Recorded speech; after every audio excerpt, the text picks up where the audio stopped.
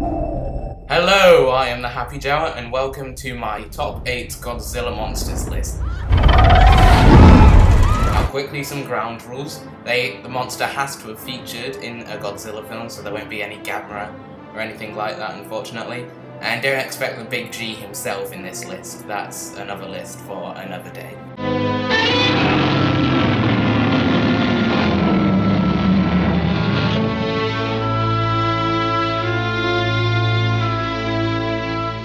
So, without any further ado, let's get started.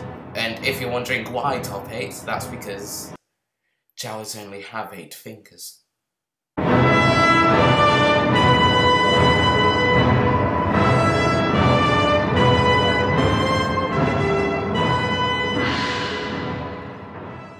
At number 8,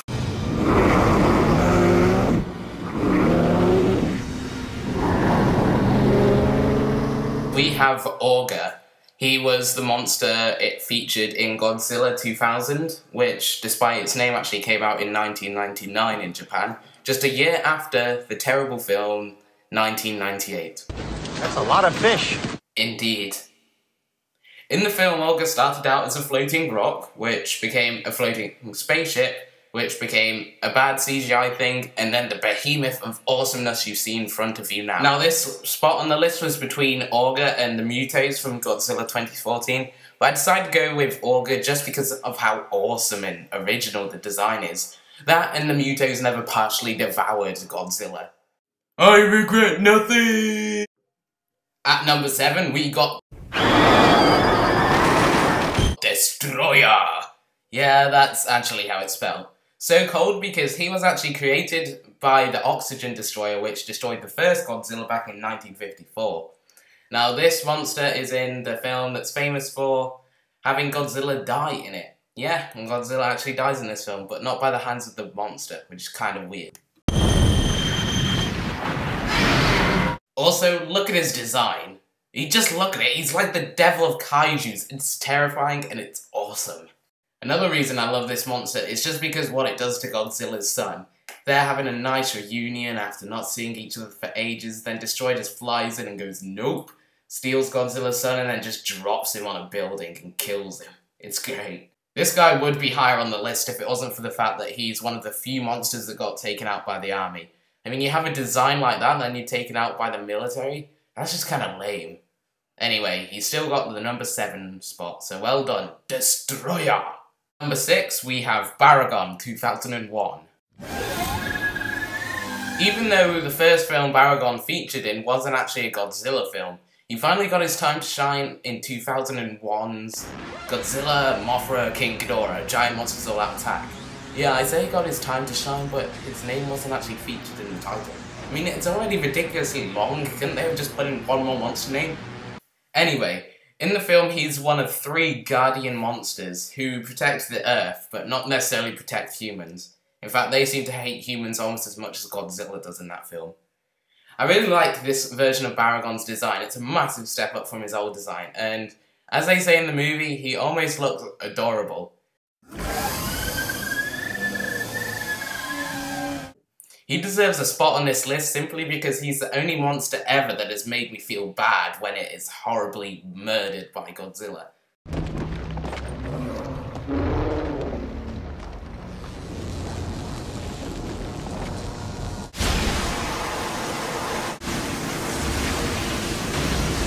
At number 5, we have Space Godzilla.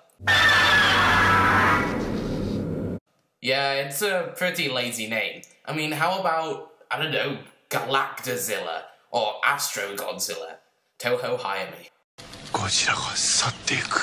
He featured in the film appropriately titled Godzilla vs. Space Godzilla, which came out in the Heisei series, the second series of Godzilla films, which was popular for creating a lot of new monsters that almost always hit their mark, even though only 2 of which made it onto the list.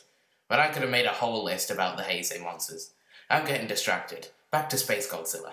Space Godzilla is arguably one of Godzilla's most powerful adversaries. Not only does he have telekinetic abilities, but he can also manipulate these giant space crystals and shoot lasers out of his head, and he has this shield which blocks Godzilla's atomic breath. He's pretty much Godzilla's evil doppelganger, except Evil doesn't really cut it, he's just a full-on creep. He kidnaps Godzilla's son, he like telekinetically lifts him up and then sticks him in a hole. And Gabra just beat him up. Gabra's like the bully on the street, the creepy guy that just stares at the kids, but Space Godzilla's driving around the white van and kidnapping them. He's a weirdo. Anyway, I think I should swiftly move on. At number 4, we have Biollante. Biollante? I don't know, and I don't care. This is the second Heisei monster on the list, and technically, she's like Space Godzilla's brother, because her spores went into the air and went into a black hole and created Space Godzilla. Anyway, this isn't about Space Godzilla, this is about Biollante. Now, I believe the plot for this film, have a wild guess what it's called, was written by a fan, and it's a pretty weird plot. Something along the lines of like the soul, it's like a little girl's soul is Biollante, and I'm not even gonna get into it. The reason she's on the list is simply because of the design. I mean, seriously, look at it. It's probably the most terrifying looking of Godzilla's monsters. She's almost twice the size of Godzilla and starts off as a rose and then turns into a sort of a crocodile mouth sort of thing, filled with teeth. And you can just imagine how much puppetry went into making this monster move and the amount of strings.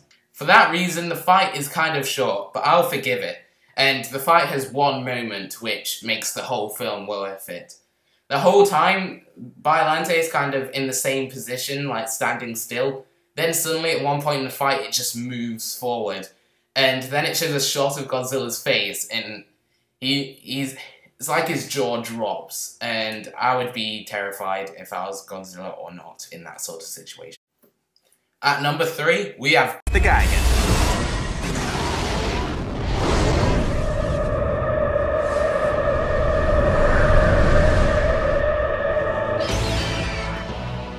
Now, you might look at Gigan and just think, that's just a chicken with a buzzsaw on its chest. And you'd be absolutely right. Now, I have no preference between the original Gigan design and the awesome updated design in 2005, because either way, every fight this guy's in is incredibly fun to watch. With hooks for hands, laser eyes, buzzsaw chest, being able to fly, it's just great. Not to mention, he's the first ever monster to make Godzilla bleed, and it deserves points just for that. And that's about all I have to say. I could talk about him for hours and it wouldn't make a difference. You just need to watch him and then you'll fall in love. At number 2, we have Mecha Godzilla 1. Yeah, the original Mecha Godzilla is definitely my preference. I just like the idea of him being controlled by space apes rather than humans. Even though Kiru's my favourite design, this is still my favourite version of the character. The first appearance of this monster was in the original Mecha Godzilla. This came out when Toho was starting to get their act together, after the so-called dark ages of the Godzilla franchise. They still wanted Godzilla to be the hero, but they also wanted a Godzilla that would cause destruction. So how do you fix that problem? You create a Terminator Godzilla. Yeah, this guy just walks around the city doing what Godzilla would do until Godzilla's best friend Angra shows up. Hey Godzilla, you wanna hug? You know how I said Gigan's fight scenes are incredibly fun to watch? This is Gigan's fight scenes times 5.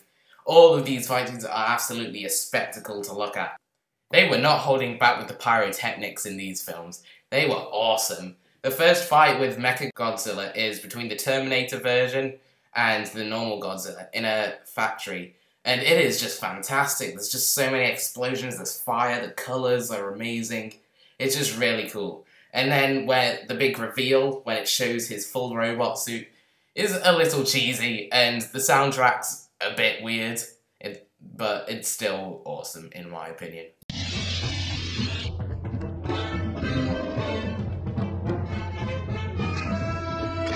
Gigan managed to make Godzilla bleed. Mecha Godzilla turns Godzilla into a sprinkler of blood. It's great. All those reasons and more is why Mecha Godzilla got the number 2 spot on my list.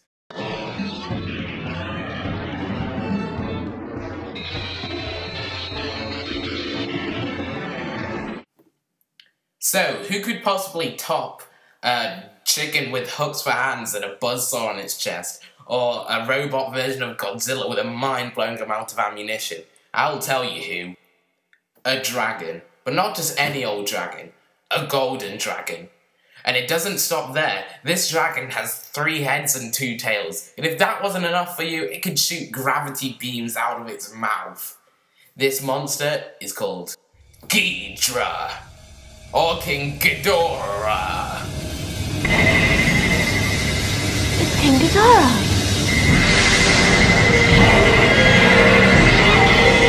Who better to put on the top spot than Godzilla's arch nemesis? This guy's a fan favourite and it's not difficult to see why. He causes more destruction than any other monster and is the biggest of Godzilla's foes. Not to mention he has one of the coolest monster themes to accompany his destruction.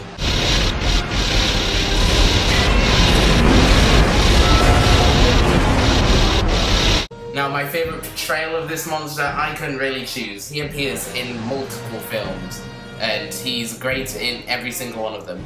Even Godzilla, Mothra, King Ghidorah, when he's portrayed as a good guy, which is kind of weird, because he's always been an evil sort of space dragon. Like, why is a dragon an alien if a dragon's like a human creature? I don't understand. If I had to choose a favourite design, it would be Godzilla vs King Ghidorah. In that one, he just looks mean, and he's got the big spikes coming out of his head, and he just looks the most evil. The point is, he's a golden dragon with 3 heads and 2 tails, and he's awesome and shoots lightning out of his mouth.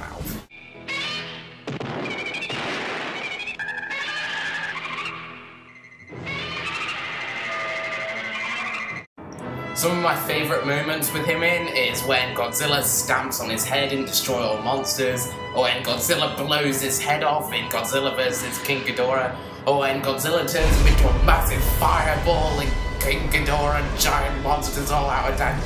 You know, maybe I should have put Godzilla on this list.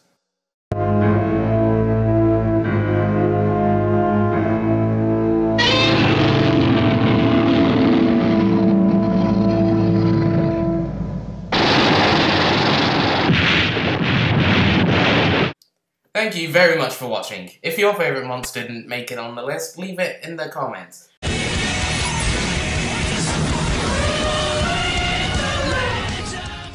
And now I'll leave you in the capable hands of my good friend, Jet Jaguar.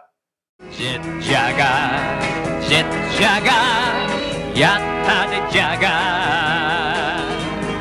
Yuke yuke heiwa o mamoru tame, minna mo odoroku yuki o miseru. Godzilla to Jaguar de punch punch punch, punch punch punch. Naku na bokura mo.